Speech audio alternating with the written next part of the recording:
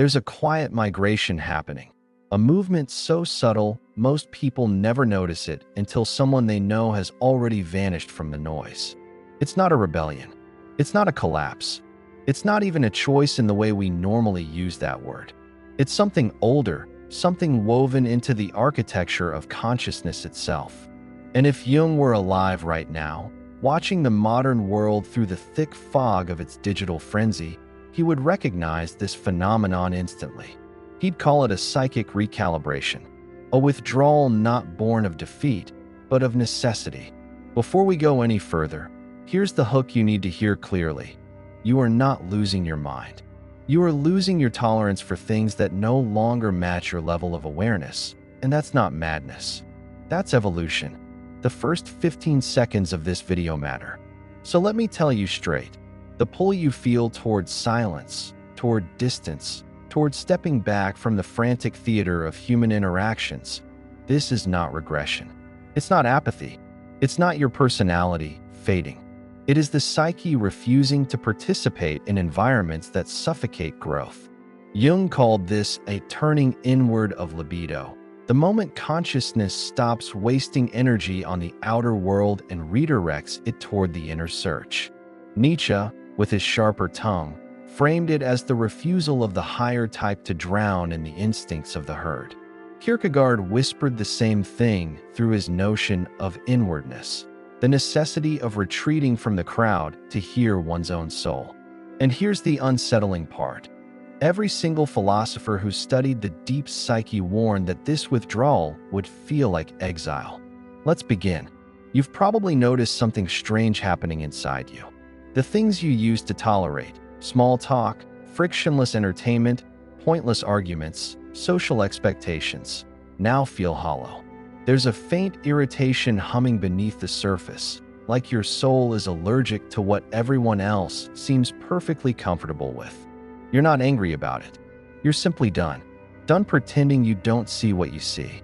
Done smiling at things you don't actually find meaningful. Done performing for people who wouldn't recognize depth if it walked into the room naked. This is the first sign of the shift. And to understand it, you have to enter Jung's territory, the realm where consciousness evolves and the world around you suddenly becomes too small for who you're becoming. Jung noticed something peculiar in people who engaged in deep psychological work. The more they became aware of their inner dynamics, their shadow, their complexes, their authentic desires, the less capable they were of participating in the collective illusions that most people depend on for emotional stability. He wrote that the individual path leads inevitably away from the collective, which is a poetic way of saying, when you wake up, you can't keep sleeping with the rest of the village. Here's where the emotional pacing starts tightening. Why? Because awakening doesn't just change how you think. It changes what your psyche can endure. When you see through games, the games stop being fun. When you see through masks, the masks stop being convincing. And when you see through society's unconscious patterns, social participation starts to feel like walking barefoot on broken glass. Let's add tension. What if this withdrawal isn't just a phase? What if it's a function of consciousness itself? To understand this, Jung's idea of the collective unconscious becomes crucial. The collective isn't bad. It isn't malevolent. It's simply unconscious. It operates through automatism. People behave as they've been conditioned. They repeat opinions that aren't theirs. They participate in dramas they didn't author. And because they are unconscious of their unconsciousness, they defend their illusions as if they were life rafts. When you become conscious of your shadow, your hidden fears, your buried desires, your inner contradictions, the collective's refusal to do the same becomes glaring. It's like being the only sober one at a party where everyone is drunk, clinging to their fantasies, arguing loudly while stumbling in circles. You don't hate them. You're just not intoxicated anymore. This is where the first curiosity trigger hits. What exactly changes inside you that makes ordinary society suddenly feel unbearable? And the answer is brutally simple. Awareness has a price, and the price is incompatibility. Not superiority, not specialness, not elitism, just incompatibility. Think of it this way. When you deepen inwardly, the outer world doesn't shrink, but your resonance with it does. You begin to perceive the subtle manipulations behind social interaction, the unspoken scripts, the choreographed identities, the rituals of belonging that require self-betrayal. Every group has rules. Every family has roles. Every job has a persona. And the more conscious you become, the more those roles feel like shackles. Jung found this especially in people approaching individuation. They weren't antisocial. They were allergic to falseness. The persona, the mask people wear to satisfy expectations, becomes suffocating once you've glimpsed your authentic self. Jung wrote that the persona is a segment of the collective psyche. It isn't you. It's what the collective needs you to be. Here's a loop to pull the audience deeper. Have you noticed that pretending drains you faster than anything else? Have you found yourself exhausted after conversations that used to be effortless? Have you felt the strange sensation that you're speaking a language others don't hear?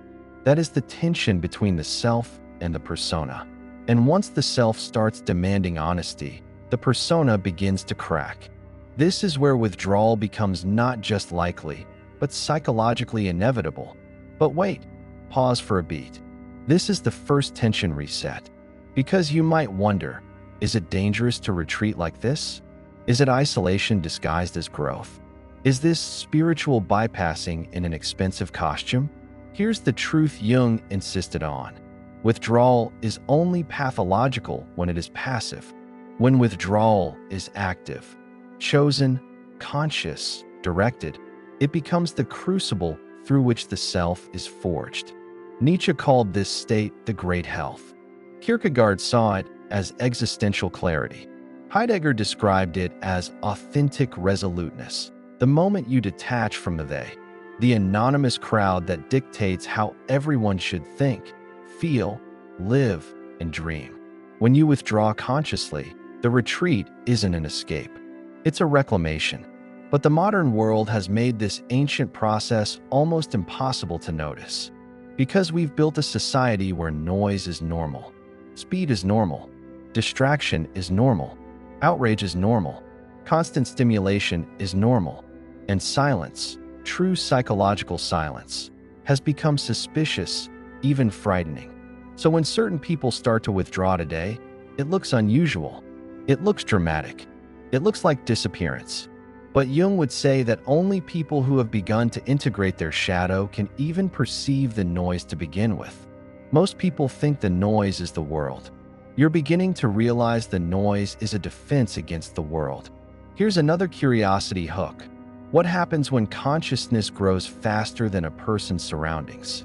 Jung's answer was elegant.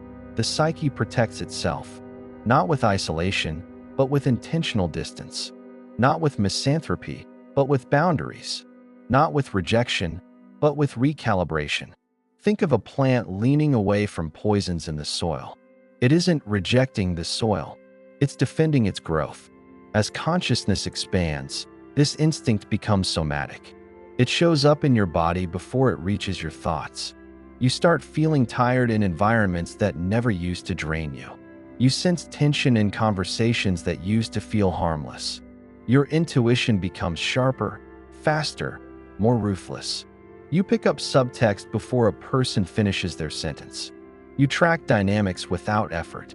You feel the emotional weight behind someone's words instantly. And all of this information floods the psyche at once. So your body whispers, "Step back." Then it shouts, "Step back." Then it begins to refuse. Jung documented cases where people's bodies literally forced them into solitude through exhaustion, anxiety, or sudden changes in energy. And here's the part almost nobody talks about. The cure was often not medication or behavioral adjustment. The cure was solitude. The cure was silence. The cure was retreat. Not as escape, but as integration. Let's push deeper. Modern society doesn't just run on unconsciousness. It depends on it. The collective needs shared illusions to function smoothly. These illusions aren't mistakes. They're stabilizing forces. They create order. They create predictability. They allow economies, institutions, and identities to function. But they also require people not to look too closely, not to question too deeply, not to break the spell. When someone starts to see through these illusions, not intellectually, but existentially, they disrupt the balance. They become, in Nietzsche's words, a dancer whose music the crowd cannot hear. And the crowd interprets the dancer's movement as madness. Jung saw this in himself. As his own consciousness widened, he found ordinary social engagements not just uninteresting, but exhausting. Conversations felt like rituals of avoidance. People weren't speaking. They were defending themselves from their own unconscious material. They weren't listening. They were waiting for their turn to maintain their persona. Jung could see beneath their words like someone seeing the gears behind a clock face. He wasn't judging. He was simply aware. And awareness made him lonely. This is where we hit the next emotional beat. The loneliness of awakening is not a defect, that it's a transitional state. Jung wrote that loneliness does not come from having no people around you, but from being unable to communicate the things that seem important. Awakening is a translation problem. You are speaking from a depth others have not yet discovered in themselves. And here's another tension reset. Does this mean you're doomed to a life of isolation? No, but it does mean your relationships will change, and some of them will fall away entirely. This is not a tragedy. This is pruning. Individuation is not compatible with relationships built on unconscious contracts. When you stop playing the role someone needs you to play, their connection to you dissolves. You are no longer feeding their projection. Jung said that relationships built on projection are unstable because the moment one person becomes conscious, the fantasy collapses. This is why withdrawal often looks dramatic from the outside, even when it feels peaceful from within. You're not running from people. You're shedding illusions. And illusions don't like being shed. Now, let's add another philosophical layer. Heidegger believed that authenticity requires a confrontation with being itself, meaning you must face the raw, unsettling truth that you are finite, that your time is limited, and that you alone must choose how to live.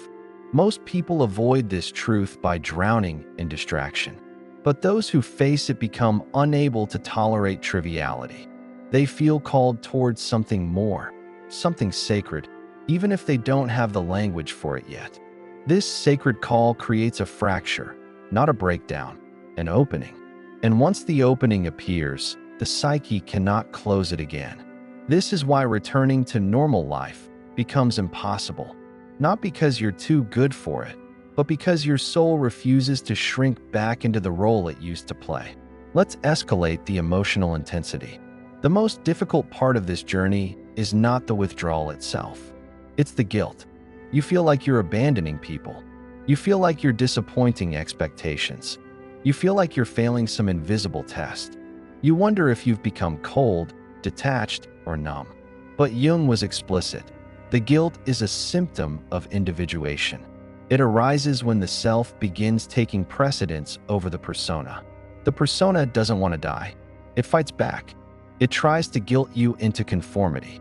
This is why your withdrawal feels confusing, that you're not losing yourself. You're losing who you never were. Let's introduce another curiosity spark. What if this withdrawal is not the end, but only the second act? Jung believed individuation required two movements, withdrawal and return. In the withdrawal, you separate from the collective to integrate the unconscious. In the return, you bring back what you've gained, not to the center of society, but to its edges, its thresholds, its spaces where authenticity can breathe. But here's the twist. The return is not guaranteed. You can't plan it. You can't force it. It emerges when the psyche is ready.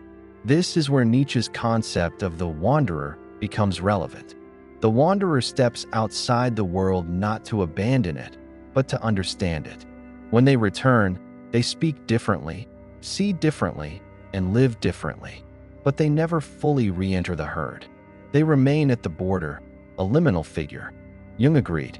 He said the individuated person becomes a border dweller, in the world but not consumed by it, connected but not absorbed, present but not lost. They contribute without being drained. They participate without faking. They exist without performing.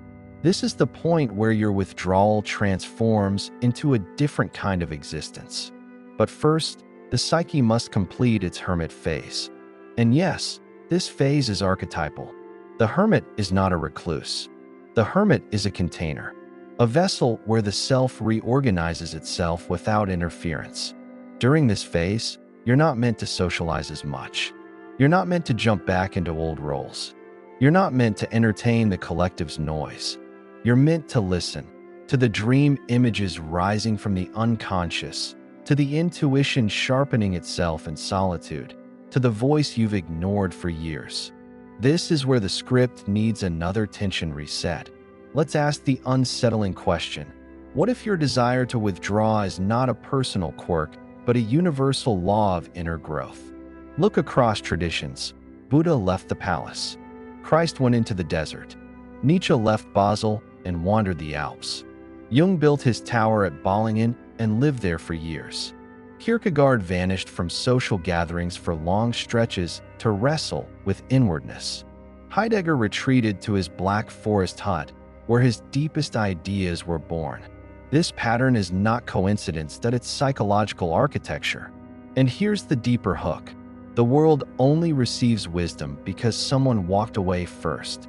Every breakthrough thinker, every mystic, every philosopher who touched the depths withdrew long enough to access material the collective could not produce. Withdrawal is the womb of transformation. Let's increase the emotional heat. What you're experiencing now, this discomfort, this desire for distance, this craving for solitude, is not a collapse of connection. It's the beginning of authentic connection. Because you cannot connect genuinely while living as a persona. You cannot love honestly while hiding your shadow. You cannot relate deeply while stuck in unconscious patterns. Withdrawal makes room for real relationships. Relationships based on mutual awareness instead of mutual projection. But let's be clear, the first stage is lonely. Jung didn't sugarcoat this. He wrote that individuation is a path that often leads through the darkest places. This darkness isn't suffering, but it's the absence of distraction, that it's the rawness of seeing without filters. But here's another curiosity hook. What's waiting on the other side of that darkness? Clarity, purpose, a sense of inner authority, a voice that is unmistakably your own, the ability to discern what deserves your energy and what does not.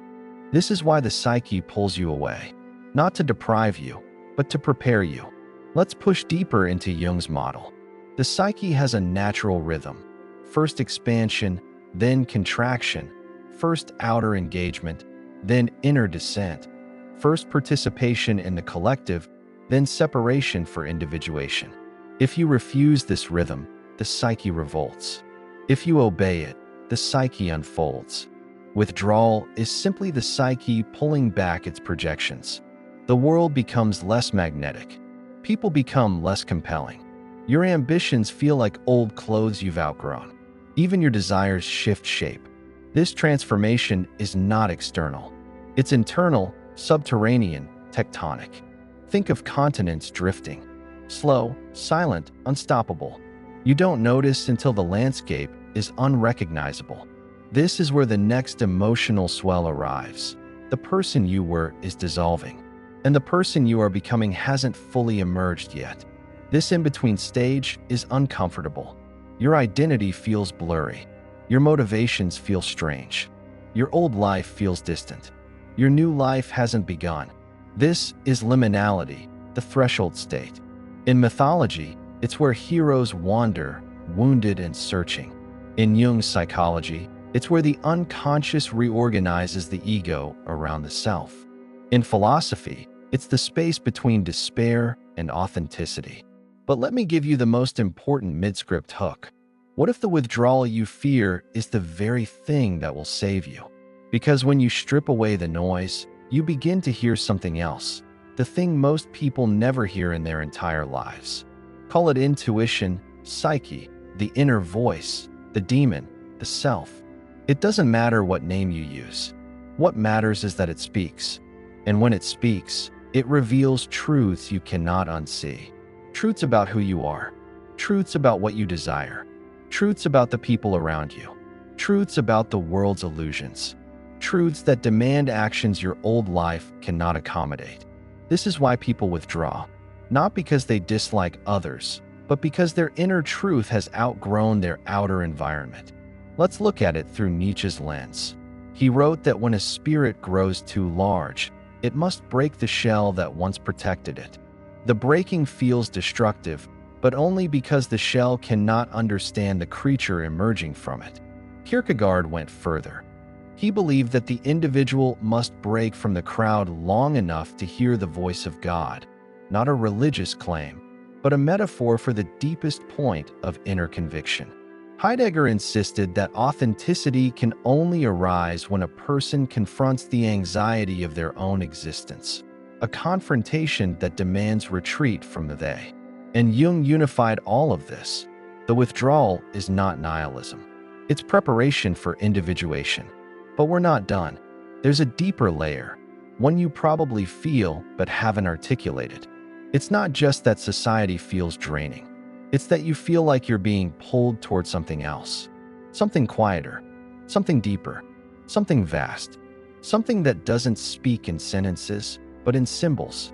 Something that feels ancient, like a memory you never lived. This is the call of the self, the center of the psyche. When the self calls, everything else becomes noise, and the noise becomes unbearable. This is why awakened individuals disappear from social media. It's not because they reject technology. It's because they can't tolerate the chaotic emotional projections that spill out unchecked in digital spaces. It's why they abandon certain careers.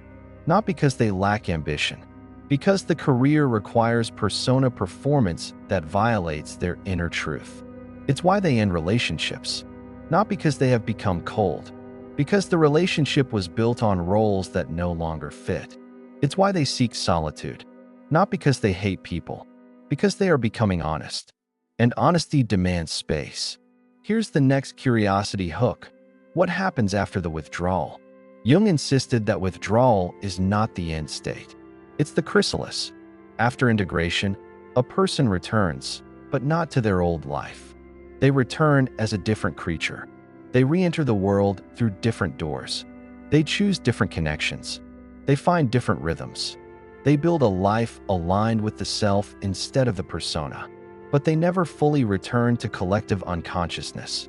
They live at the edges, the liminal zones where consciousness grows. This is why many individuated people become mentors, healers, creators, thinkers, guides. Not out of ego, but out of resonance. They attract others who are beginning the same journey. And this leads to something astonishing. When enough individuals individuate, the collective shifts. Slowly, imperceptibly at first, then dramatically. Jung believed the future of humanity depended on this. Not mass awakening, but individual awakening rippling outward. Which brings us to the final emotional descent before the outro. If you feel the pull to withdraw, it is not a defect. It is a signal, a call inward, a sacred instinct older than civilization. You are not abandoning life. You are preparing for a deeper form of living. This is not the end. This is the midpoint, the metamorphosis, the incubation, the silence before a new voice rises, your voice. And when you return, you will not return as you once were. You will return as someone who cannot be manipulated by collective illusions. Someone who sees clearly. Someone who knows what deserves their energy. Someone whose presence alters the spaces they inhabit. This is the destiny Jung saw for the individuated person.